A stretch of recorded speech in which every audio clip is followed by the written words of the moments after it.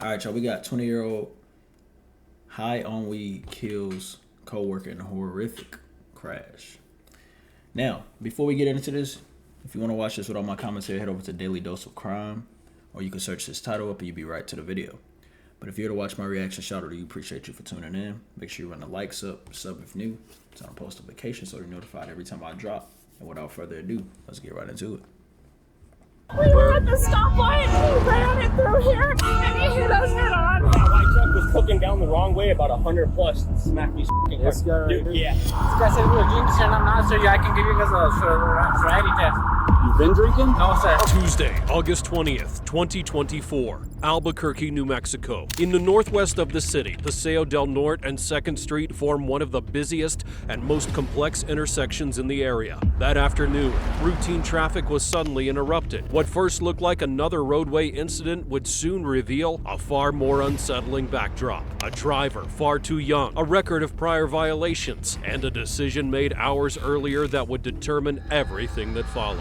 I'm Tyler, and this is your daily dose of crime. Good morning, we're phone over, just take a second. Go around the tail and bust up traffic that way. We have somebody 10-7 in there, I think. In the where? In that white truck. FBI single injury right there. He's hanging upside down. I haven't moved him, but he's okay. It doesn't look good. Take a look.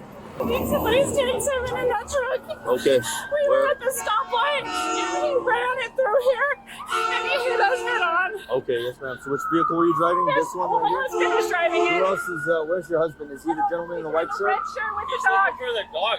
Hey, man. Oh, there he is. He's right there. Hold on.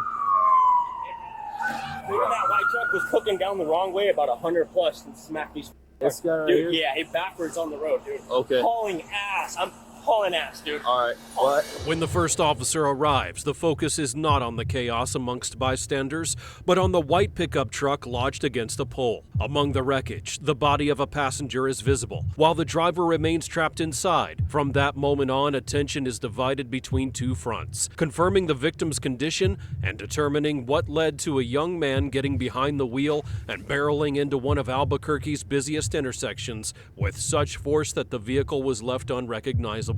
The answers are not yet clear, but it's evident that this case goes far beyond a simple accident. This is your vehicle? Yes. All right. So I'm going to have you guys. You get a police report. Do I get it from Romeo County? Yes, sir. We'll be taking the report today. And then what do I? So we'll give you the report number and give that to your insurance. Right now, there's a lot of other things I got to do. I know you're right. I'm going to have you guys come over here. Just Romeo County, right? yes, sir. Bernalillo County. We'll give you the report number. Do you need medical attention, ma'am? No, it's just a scrape. I'm okay. Just a scrape? I'm just Okay. very shaken up. I'm freaked Yes. out. I'm so Yes, sorry. So sorry. No, it's okay. Sorry about my dog. It's okay. So your dog looks like it's. She's shaking up. Is she shaking a little bit? Yeah, she freaked out, but she came back. The driver right here in the gray. Yeah. Let me get your driver's license, please. Hey, he's possibly dead and entrapped in the vehicle. Sir, I don't have it. Okay. Oh, can I give you my name, man? Yeah, this shit's right. Yep, no, you're good. This guy said we were drinking, and I'm not sure I can give you guys a sobriety test. You've been drinking? No, sir. Okay, so don't worry about it right now. Okay, let's stand over here in the shade. Can I call my dad again, sir? Not yet. Come here. I don't want to. No, you're good. What's your name? Miguel Chavez? Miguel Chavez? Yes. So my dad's calling me, sir. Yes. But I can't have him show up just yet. Just because of the nature of things. No, ya viene, pero ven para acá, papá, por favor, no me dejes solo. He gonna tell him to come here after the officer say he can't show Más up que here. neto ya no respira. Ya viene, aquí están todos los bomberos, lo están sacando de aquí, la troca está Oh, chagada, we la got troca, one running papá. up. Oh, heads up, we got one running up. No, es que me quedo dormido, papá, no sé. He's the driver of that, he said. I don't know. But keep Hey. running. Amidst the disorder, attention shifts to the driver, identified as 20-year-old Miguel Chavez. At first glance, he shows no serious injuries. He's conscious, speaking, and moving without difficulty. His reaction, however, is difficult to ignore. Instead of showing concern for the passenger beside him, he focuses on defending himself, repeatedly telling officers he has no license, demanding a breath test, and in a phone call to his father, mixes up vague excuses, saying that he fell asleep and that he doesn't know what happened, with urgent pleas for help. From a psychological standpoint, this behavior reflects a denial of reality, shifting attention toward his legal situation rather than confronting what was unfolding only inches away. Oh, I can't have you over there. Whoa, my girlfriend's right here. I don't care. Hang out right there. You're not part of this. Man. No, you need to chill. Someone's dead, so you need to chill. Yeah, my girlfriend's right there. She's pregnant. So stay right by that tree. She's being talked by She's just right there. Hold on. Listen to me for one goddamn second. Hey, chill the out, dude. I have a My girlfriend's pregnant, okay? You want to go to jail? Chill, dude. I'm trying to. I'm gonna chill right here, but chill. That's Get the what I'm fuck. saying. Chill here, and I'll see you I'll over stay here. right here. Thank you. Yeah. No me salí porque pues estaba todo asustado y estaba contigo. Mi compañero de trabajo. You gonna talk to him? I'm gonna go get the ID. He's the driver of that vehicle. That one we're trying to figure out. Pregnant girlfriend of this guy is. This is girlfriend? This is girlfriend? Which car were you in? That one right there. Okay, so she was in the blue Jeep Cherokee, and she's also pregnant. So, Blue Cherokee, pregnant. Yeah. This guy was driving white. I ain't gonna lie. I'd be mad too, like how Buddy was, bro. I'd be mad too. My girl pregnant. I need to make sure she good, bro. I don't give a fuck about nothing you talking about. Not gonna lie. You trying to keep me back from over. Make sure my girl good. At the end of the day, she my responsibility. At the end of the day, right now, you just dealing with her in this one moment. Me, this is who come home to me every night. I have a kid on the way with it. You got me fucked up, bro. It's crazy. I get it. Somebody's out there deceased. He see his girl. He don't know if she perfectly fine or not, or if the baby good. But he can see her, and she's alive. But that don't mean nothing, man. That do not mean nothing. Y'all do not know what's going on. Like I'll be mad too. we're still trying to figure that out. Yeah, maybe. Except for that guy. Really quick, man. What did you see? So I'm coming down the off ramp here. I saw like kind of a cloud of dust. This is already here. They're worried about their dogs, and I'm like, who called 911? So I just ran out there. Saw this individual there. I saw him gurgling a little bit. He's done. Yeah. As officers work to bring order to the scene, police records reveal a decisive fact. Miguel Chavez was already tied to DWI cases in Valencia County and had lost his license after multiple prior violations. At just 20 years old, he had accumulated a driving history which made this crash the continuation of a pattern, not an isolated incident. The victim, identified as 49-year-old Ernesto Arreola, was Chavez's co-worker. That relationship deepened the tragedy, a man with a stable life and strong family ties who, by trusting a colleague, would be exposed to decisions that were never his to make. For prosecutors, the contrast between their paths began to give the case a weight that went far beyond the technical reconstruction of the crash. Hello, ma'am. I'm Deputy Zabo. I'm with the traffic unit. We're going to try to get you out of here so you're not sitting in your car. Thank you. I know you gave a written statement, but can you just verbally tell me what you saw? I'm sitting here waiting for the light to change so we can turn left. And this person coming from Paseo just screeching across the sky right straight at us, flipping. And then, I was right there. His tire was hitting my car, but I backed up because all the fluid was coming out, scared I was going to blow up. But, Okay. Yeah. So you were probably right up on I was right the up. passenger tire? Yeah, right there. Yeah. Do you remember what the light cycle was? Was it red? It was red for It was us. just red? Yeah, Okay. we were ready to go. Yeah. So I don't know. I'm guessing this way it was green. I don't know because I was just waiting for it to change for us. And I mean, you could just see it flying. And I was like, what was it doing? And red straight up. It's craziness. Yeah. Okay. And then imagine those people that are there. Okay, I don't know if it's them, but they would So- have seen the same thing because it happened so quickly. And all three vehicles right here were just out of stop?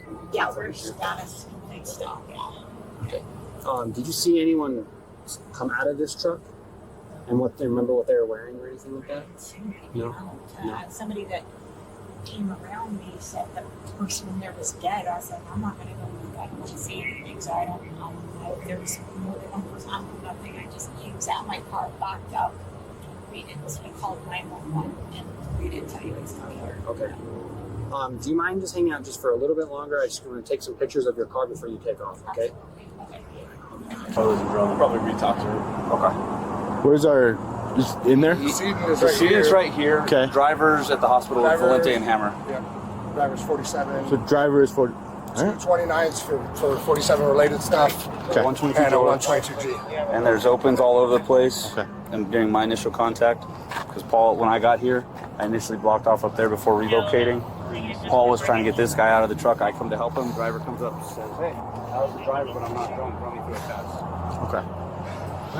Completely unasked. Obviously seat belted in the passenger Yeah, he's seat. seatbelted. And Okay. there is a car seat back there, but from what we can tell, there's no kid in it. Did driver say there was any? No, we discovered it afterwards, but you can see the car seat. But from what we can tell, if you look down there, it doesn't appear that there's a kid in there. But I guess we'll know when the fire's able to cut it open and get in there more.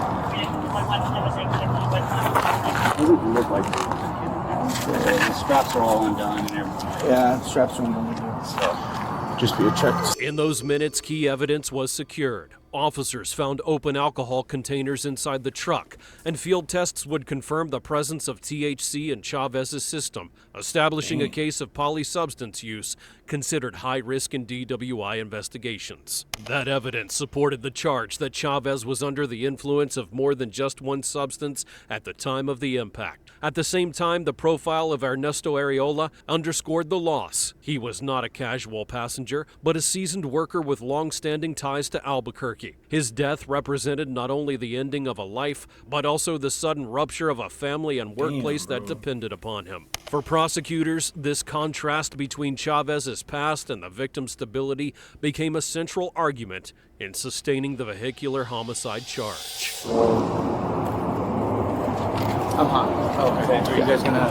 Yeah.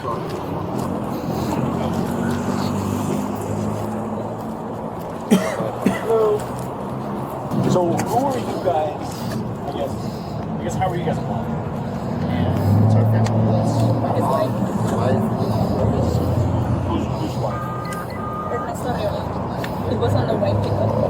He was driving. No. You guys know who was driving? Yeah. That's all. So right now, all I can tell you, all you know, is that Miguel was driving. He had a passenger. They got into a crash. The passenger didn't have a mask. So just because of the state of the pickup truck, we're unable to positively identify who the passenger is right now. Okay? But we didn't want to keep you guys waiting in suspense, wondering what's going on. But we need to let you know that part. And once we have identified him, we'll be able to give you guys more information.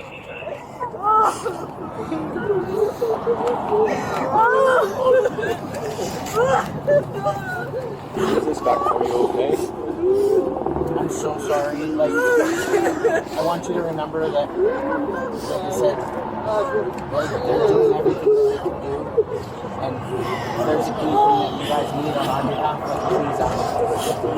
We're truly here for you guys right now. And we understand it's a very stressful. Yeah, let's see if they need more. Yeah, let's just see if they need more. I don't want to have you guys waiting out in the heat, obviously. You guys are more than welcome to wait in your cars. The case of Miguel Chavez became a clear example of the risks that came with cannabis legalization in New Mexico. Not because consumption itself is illegal, the law allows it for recreational use, but because the prohibition against driving under its influence remains intact. The confusion between what is legal and what is safe persists, and this case became proof of its consequences. Following the August 20th, 2024 crash, prosecutors would charge Chavez with second-degree vehicular homicide, driving while intoxicated, and driving on a revoked license. The vehicular homicide charge, classified as a second-degree felony, carries a sentence of up to 9 years in prison, while the DWI and revoked license charges add penalties including fines, extended loss of driving privileges, and mandatory treatment programs. Together, they form a criminal horizon that could define his life at a very early age. Judges ordered that you're only Chavez remain in 22? custody at the Bernardillo County Detention. You're only 20 and it holds up tonight, so he'll get out at 29. You might be eligible for parole, but that's still, bro, that's still just time off your life wasted, man, because you chose to make a stupid decision. And not only did you mess up your life, but you actually ruined other people's lives too, because that was somebody loved one. Like they said, he was a known like worker. So it's like, yeah, you just ruined a lot of things, not just your life, but they gonna be hurting. They gonna be hurting, man. And you gotta live with that. That's the whole thing about it. You have to live with that. Center pending trial, citing both the severity of the case and his record of repeated offenses. At 20 years old, he had already amassed multiple traffic violations and open cases in Valencia County, evidence that earlier sanctions had failed to change his behavior. That history of repeat offenses was decisive in denying him conditional release and keeping him behind bars. That's what his ass get, man. Hey. Don't do the crime if you can't do the time. Simple as that. You knew the dangers of getting behind the wheel intoxicated. You know what come with that. You're 20 years old, you know what come with that. You're old enough to know better. So now, it's probably one of them times like, hey man, I done done it before, got away with it, cool, I'm gonna do it again. But you cost somebody else their life. It just saw that a man actually was in the passenger seat with bro. I don't know if he was sober or not, or if he was under an influence too. But I'm going to assume that he was under the influence as well, because I feel like logically, in your head, you're going to be like, oh no, I'm not getting in this vehicle with you. If you know you were sober, you're not going to get in a vehicle with that person. If you know that they're intoxicated. You're going to either say, hey, look, let me drive or whatever. You're not going to just, I don't know. Maybe people would do that, but I just feel like if I'm sober and I see this person is clearly intoxicated, why would I get in the passenger seat when I could easily just drive the vehicle? Be smart about the situation. But anyway, man, y'all let me know what y'all think about this in the comment section below.